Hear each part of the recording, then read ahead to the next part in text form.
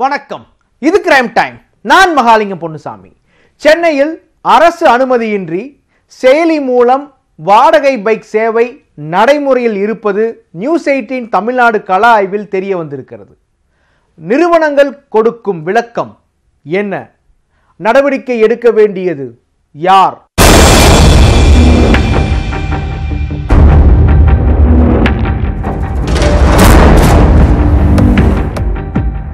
இது சாதாரண பைக் பயணம் அல்ல.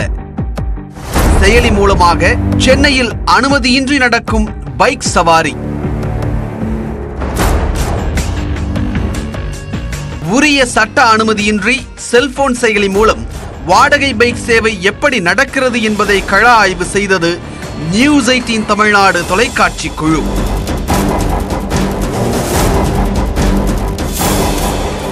இந்தியாவின் முக்கிய நகரங்களில் வாடகை கார்களை இயக்கி வரும் ஓலா நிறுவனம் தற்போது வாடகை பைக் சேவையை அறிமுகம் செய்துள்ளது. காரை ஒப்பிடும்போது கட்டணம் குறைவு, நேரம் மிச்சம் என்றாலும் முறையாக அனுமதி பெறவில்லை என்ற குற்றச்சாட்டு எழுந்துள்ளது. இந்த காசி தேட்டருக்கு போறதுக்காக சரி ஓலால புக் பண்ணிருந்தேன். சரி, உங்க பேரு ப்ரோ? என் பேரு ரகு.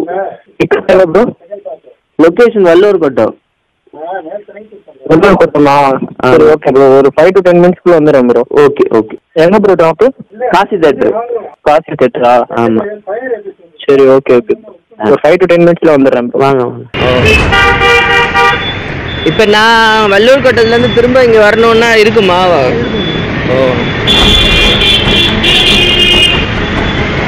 புக் செய்தவுடன் சில வினாடிகளில் ஓலா பைக் ஓட்டுநர் நம்மை வந்தடைந்தார். அடிப்படை தொகையுடன் முதல் கிலோமீட்டருக்கு 24 ரூபாயும் பிறகு ஒவ்வொரு கிலோமீட்டருக்கும் 7 ரூபாய் என்றும் கட்டணம் வசூலிக்கப்பட்டது. அதே நேரம் பைக் ஓட்டுபவரும் பின்னால் அமர்ந்து செல்பவரும் தலைக்கவசம் அணிவது கட்டாயம். ஆனால் ஓலா வாடகை சேவையில் இது பின்பற்றப்படுவதில்லை. உங்களுக்கு இதுல என்ன அப்படி பாதுகாப்பு இருக்குமா? போலீஸ் பிடிச்சா என்ன பண்ணுவீங்க? அதேபோல் பதிவு எண் பலகை மஞ்சள் நிறத்தில் இருக்க வேண்டும், அதுவும் இல்லை. இது தொடர்பான ஆதாரங்களை திரட்டிய நமது குழு ஓலா நிறுவனத்தின் அதிகாரி ஜெகனை தொடர்பு கொண்டு கேட்டது. நமது கேள்விக்கு பிறகு உடனடியாக செயலியில் வாடகை பைக் சேவை நீக்கப்பட்டதாக ஓலா அதிகாரி விளக்கமளித்தார்.